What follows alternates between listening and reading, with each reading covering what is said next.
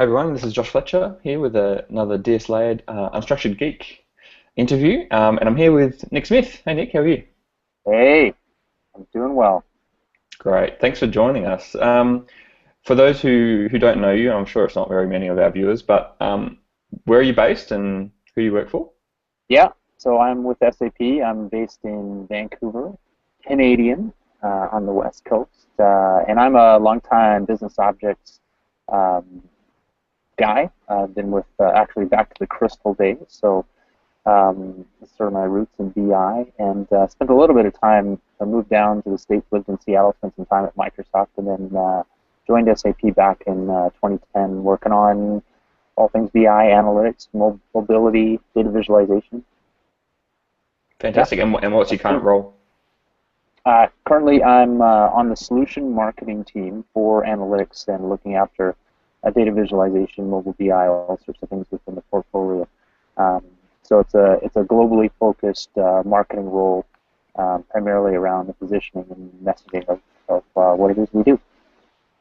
Fantastic. And you've been one of the guys working with behind the Data Geek challenge as well. Yeah, How's that going? yeah. So actually, it's great that you bring that up. So Data Geek. So I know a lot of people out there may have heard of it, may have seen it.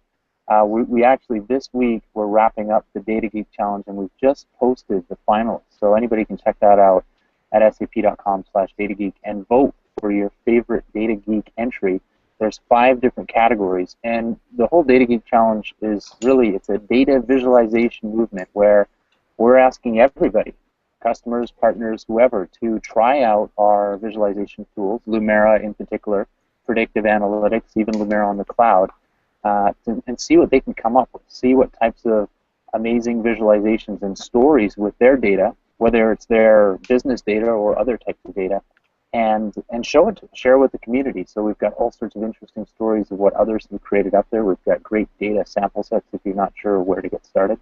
And now we've come down to this has been 4 months in the making, and now we've come down to uh, 12 finalists in 5 categories. So you can check them out and you can vote for who you think is the best, the ultimate data geek up on the SDN website. So it's pretty cool. It's been a lot of fun along Fantastic. the way, and we've seen a lot of really cool, fun entries. Some business related, most not. Lots of sports and entertainment. Lots of people analyzing their favorite sports teams. Lots of interesting data for social good causes that we've seen: cancer research, tuberculosis research and analysis, Alzheimer's analysis that one of the data geeks did. We even saw a predictive model put up against the career of David Hasselhoff and what's going to happen to the Hawk. So that was another crazy one. So all sorts of fun, just good use cases and interesting ways to look at data, interesting data stories, and a great sample of fun use cases for what the product had this year, this time around. And actually, this is Data Geek 2.0, so this is the second time we've done the Data Geek Challenge. And this time around, we've had over 150 entries from around the globe. A lot coming from places like India, a lot coming from APJ actually, Hmm.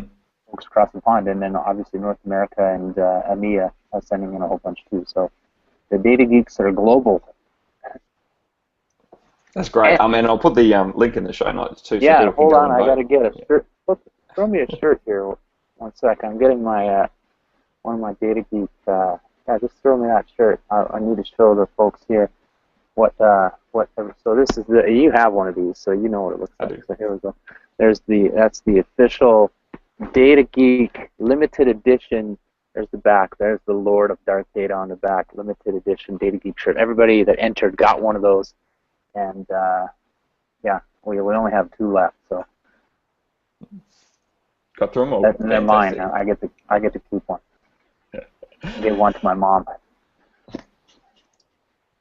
Great. We can get her on the show.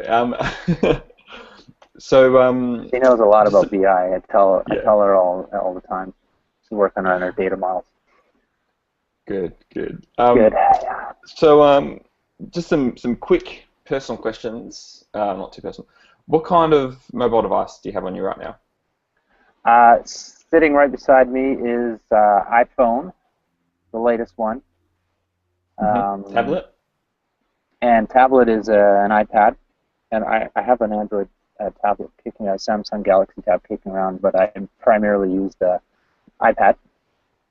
Cool. And So laptop I'm is iOS, but okay. I'm trending now towards Android. One of my buddies in the office here has one of the latest Android devices, and it's so slick. So it's and there's a lot of momentum out there on Android that we're seeing, and lots of good things happening with Android. Cool. And Windows or Mac? Yep. Which one? Windows. Yeah. No. Windows still. I'm beginning to look into the Mac, but haven't moved there yet. Need So Lumira to run on OS X, Windows. right? Yeah, Windows running on a laptop for Cool. the data. What's your favorite technology in the business object stack today, and why? Oh yeah. Well, so my day job is mobile VI, and I am actually another interesting point is we're closing in actually in the next 2 weeks. I'm going to preemptively announce this here on this Google Hangout for anybody that's watching, but within the next 2 weeks we No one's hope to watching. announce. Yeah. For the 2 people that are going to watch this, we hope to announce the millionth download of Mobi. So SAP Business Objects Mobile, which is now a combined app, you can do all sorts of data exploration, extend those Webby reports and CRISP reports and dashboards out to a device. And we're closing in on 1 million combined lifetime downloads of that app. So it's fantastic news. We'll have a communication that goes out, and really a thank you to everybody that's downloaded, all the customers and partners and everybody that's downloaded it, because we've just seen tremendous results and tremendous engagement on that. So that's definitely close to my heart. And then Lumira is something I'm now using day in, day out in just marketing operations of crunching numbers. And obviously I get involved in the data geek stuff too. So I'm creating visualizations. I did one recently on Breaking Bad. For all you TV series fans out there, I did a Breaking Bad and a sentiment analysis with it. So we have a lot of fun, and then we do a lot of sports stuff here as well, whether it's crunching numbers on basketball or American football or even tennis. We follow a lot of the SAP sponsored athletes and do some visualizations on them. So we've had a lot of fun in the last year on a lot of the new innovations that have come out with Lumira. So I'd say those are my closest to my heart. Awesome. What do you think the next big thing in analytics is going to be? Yeah, well, next big thing in technology, stepping aside from analytics, you see so much going on with wearable devices and wearable technology. So the sensor-driven world out there, and we're already starting to see this, it's nothing new, is exploding. So the real-time nature of being able to gather information wherever it's coming from multiple devices that you may be wearing or may be connected to you or seeing you or any of that, that's definitely where we're seeing things going, and that's some of the exciting stuff that we can do, whether it's through a mobile device or whether it's from an aspect of data visualization. And we've actually done a couple cool demos. One that we did earlier this year, it was a little before its time, but there was some new ski goggles that Oakley pulled together called the Oakley Airwaves, and we did a demo in one of the, you might have been there, in one of the Insider events earlier in the year where we were capturing data, and what the ski goggles do is they give you a real-time heads-up display. Actually, I don't have the goggles here, but I have the box. I'll show you the box. There it is. Oakley Airwave. So cool. I can't wait.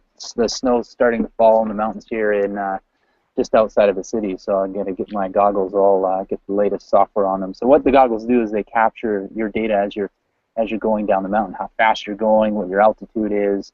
There's even a jump analytics. So if you go off a jump, combining your altitude with how fast you're going, it'll give you some analysis. And we sucked all that data out, threw it into an SAP system, and then ran some of our analytics on top of it as part of a demo.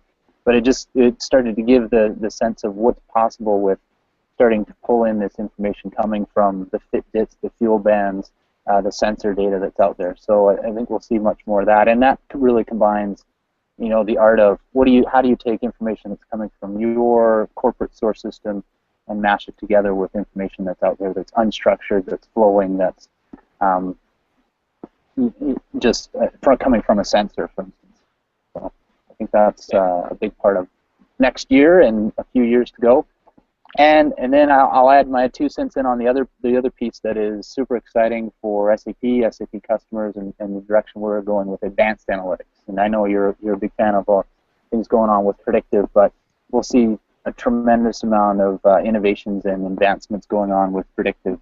And predictive in the form that you can, not in the form of a mathematician or a predictive scientist, but giving the power of predictive analysis out to that end user so that they get those insights and outcomes of what the predictive model can do without actually having to know all the ins and outs of an algorithm to run it. They just get the benefit of that analysis.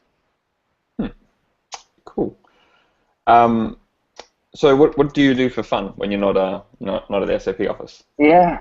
So I'm a bit wrecked today, actually. I was playing basketball last night with some buddies, and so I'm a baller by trade. I grew up playing basketball and played college basketball, so I still shoot some hoops. I can still get up and dunk from time to time. It doesn't happen in game that often anymore. Summertime is beach volleyball season, so we get out and play beach volleyball. And in the wintertime here in Vancouver, as I mentioned, it's snowboarding season, so we go hit the mountains. We got a couple great local mountains, and obviously Whistler is just an hour and a half away from us. So that's what we do. Awesome. And I also have a baby, so I'm a new dad. Yeah. So I got almost a 1-year-old now. Should be one in next week. So yeah, this snowboarding season's probably going to be fairly short. Although I do have a season's pass. I don't know how I got that pass to my wife, but we'll see. I'll have to check back in with you in 6 months and let you know how many times I actually got up the hill. Cool. I hope you get the hill occasionally. So. So I know you need to get to another call, so we're going to call it there. Thanks very much for giving us some of your time today, Nic. Oh, no problem. Anytime. And glad to be on. Love what you guys are doing. And tweet me up anytime you like, at Nic Fish. I'm out there.